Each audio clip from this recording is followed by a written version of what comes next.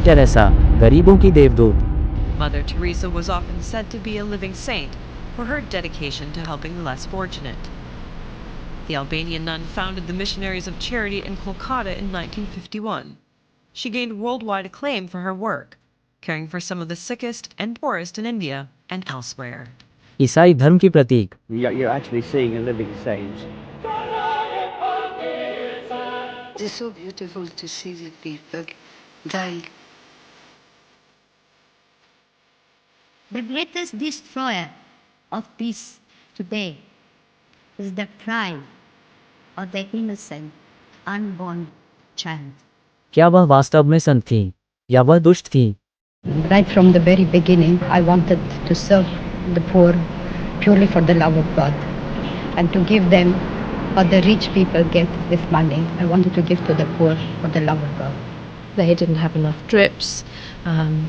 The needles they used and reused over and over and over, and you would see some of the nuns rinsing needles under the cold water tap. And I asked one of them why she was doing it. And she said, well, to clean it. And I said, yes, but why are you not sterilizing it? Why are you not boiling water and sterilizing the needles? She says, there's no point. It seemed time. Mother Teresa 1929 में Loreto sisters के साथ एक missionary के रूप में भारत आई। कोलकाता के एक convent school में अध्यापन किया।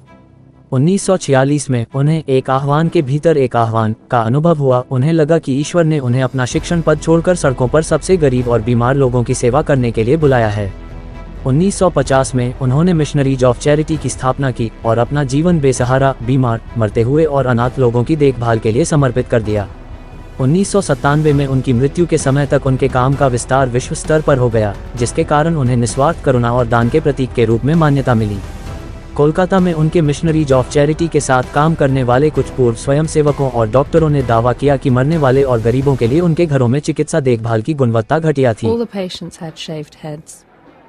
There are no chairs anywhere. There are just these stretcher beds, and they're like First World War stretcher beds. There's no garden, no yard even, no nothing. And I thought, what is this? This is 2 rooms with 50 to 60 men in one, 50 to 60 women in another. They're dying.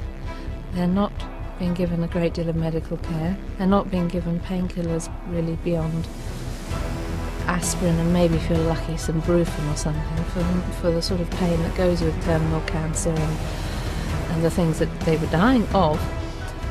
And I thought, what's the point? Actually, the atmosphere in this place is quite intriguing. There's none of the stench, none of the agony, none of the self-pity that we usually associate with inevitable death.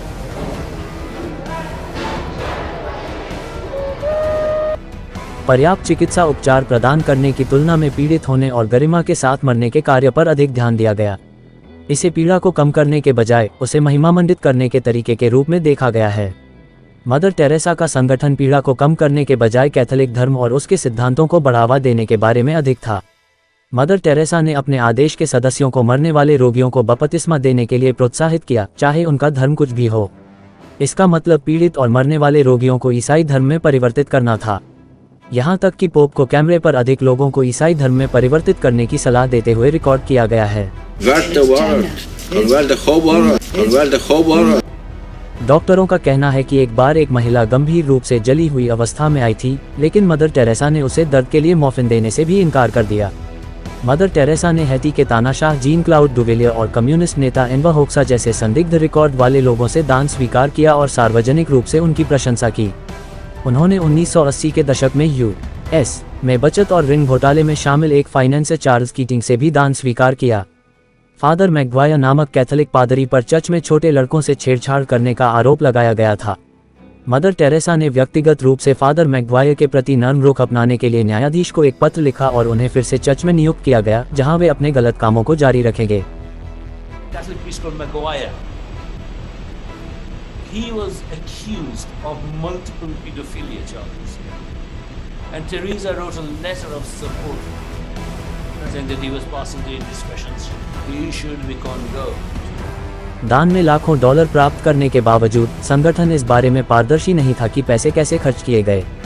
कुछ रिपोर्टों ने सुझाव दिया है कि दान का एक महत्वपूर्ण हिस्सा गरीबों की देखभाल के लिए इस्तेमाल नहीं किया गया था, बल्कि वेटिकन बैंक में चला गया।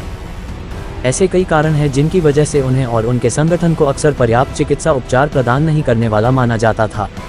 मरीजों को साफ बिस्तर और भोजन जैसी बुनियादी देखभाल नहीं दी जाती थी। उपचार या दर्द प्रबंधन के चिकित्सा रूप दुर्लभ थे। कुछ डॉक्टरों और पूर्व स्वयंसेवकों ने नोट किया कि मरने वालों के लिए घर अक्सर ऐसे स्थान होते थे जहां लोग ठीक होने के बजाय पीड़ित होने और मरने के लिए जाते थे। मदर टेरेसा अक्सर कहा करती थीं कि गरीबों और बीमारों को अपनी पीड़ा को गरिमा के साथ स्वीकार करना चाहिए, क्योंकि यह उन्हें ईश्वर के करीब ला सकता है। मदर टेरेसा का मानना था कि पीड़ा आध्यात्मिक शुद्धि का एक साधन है। उन्होंने गरीबों और बीमारों को मसीह की पीड़ा के रूप में देखा और महसूस किया कि पीड़ा को सहना आध्यात्मिक रूप से मुक्तिदायक है। उनके अनुसार दर्द ऐसी चीज़ नहीं है जिसे मिटाया जा सके, बल्कि ईश्वर के साथ आध्यात्मिक निकटता के मार्ग के रूप में अपनाया जा सके।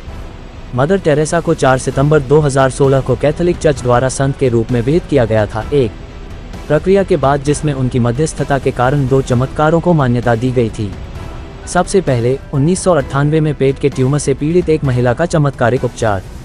दूसरा 2008 में एक ब्राजीलियाई व्यक्ति का उपचार जो एक ऐसे मस्तिष्क ट्यूमर से पीड़ित था जिसका ऑपरेशन नहीं किया जा सकता था। लेकिन किसी को संत घोषित करने के लिए क्या आवश्यकताएं हैं? संतत्व के लिए विचार किए जाने के लिए एक व्यक्ति ने असाधारण पवित्रता का जीवन जिया होगा और उन्हें पहले भगवान के सेवक के रूप में मान्यता दी जाती है। यही कारण है कि मदर टेरेसा ने कोलकाता में बीमार गरीबों की सेवा शुरू की। फिर उन्हें कम से कम एक सत्यापित चमत्कार के बाद धन्य घोषित किया जाना चाहिए जो 1998 में हुआ था। अंत में एक दूसरे सत्यापित चमत्कार या उनकी मृत्यु के बाद निरंतर मध्यस्थता के प्रमाण के बाद उन्हें संत घोषित किया जाएगा। लेकिन मेरे मन में एक सवाल था, इसलिए मैंने पूरे इंटरनेट पर खोज की। मदर टेरेसा के नाम पर सिर्फ 2 चमत्कार क्यों थे? अगर वह एक सच्ची संत होती तो क्या हम 2 से ज़्यादा चमत्कार नहीं करते? क्या ऐसा इसलिए है क्योंकि संत घोषित होने के लिए बुनियादी ज़रूरतें 2 चमत्कार हैं? जैसा भी हो, मैं लाखों लोगों की पीड़ा और 2900 से ज़्यादा लोगों की मौत के लिए जिम्मेदार व्यक्ति को किसी भी संत नहीं मान सकता। So 29,000 have died in that one house from the time we began the work in 1952. So that is one of our first works of our tender love and care. But it's so beautiful to see the people die with so much joy.